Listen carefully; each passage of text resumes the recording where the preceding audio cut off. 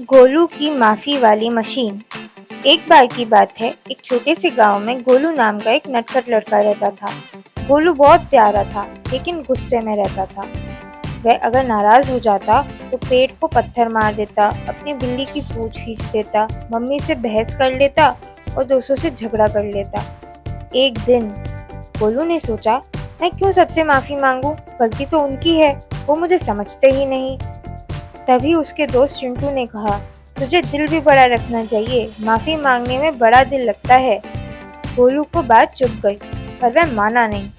उसी रात गोलू को सपना आया। एक अजीब सी माफी वाली मशीन उसके सामने आई। मशीन ने कहा, नमस्ते गोलू, मैं उन सबको दिखाऊंगी जिन्हें तूने चोट पहुंचाई है।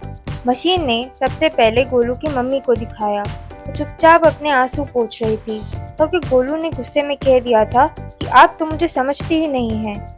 फिर दिखाया उसकी गिल्ली नाम की बिल्ली को, जो छिपकर बैठी थी क्योंकि गोलू ने उसकी पूंछ खींच दी थी। फिर नीम का पेड़, जो उदास था क्योंकि उसके ताज़े पत्ते गोलू ने उखाड़ दिए थे। अंत में आए उसके दोस्त, जो गोलू की बातों से दुखी थे। गोलू की आंखें खुली और वह सीधा भागा बाहर। सबसे पहले मम्मी को गले लगाकर बोला, सॉरी मम्मी, अगली बार पहले सोचूंगा फिर बोलूंगा। फिर गिल्ली को दूध दिया और बोला, माफ़ कर दो दोस्त, मैं तुम्हारा ख्याल रखूंगा। नीम से बोला, माफ़ करो, अब से मैं तुम्हारे नए पत्ते नहीं तोड़ूंगा, बल्कि रोज़ पानी दूंगा। और फिर दोस्तों से, मैंने जो भी कहा और किया उसके लिए माफ़ी। फिर से पक्की दोस्ती। सब ने खुशी खुशी एक दूसरे को गले लगा लिया।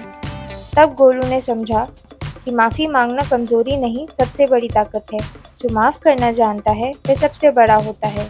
और उस दिन से गोलू गांव का सबसे प्यारा लड़का बन गया, इंसानों, जानवरों और पेड़ों का दोस्त। गलती कोई भी कर सकता है, पर उसे मानना और सुधारना सबसे बड़ी बात है। धन्यवाद।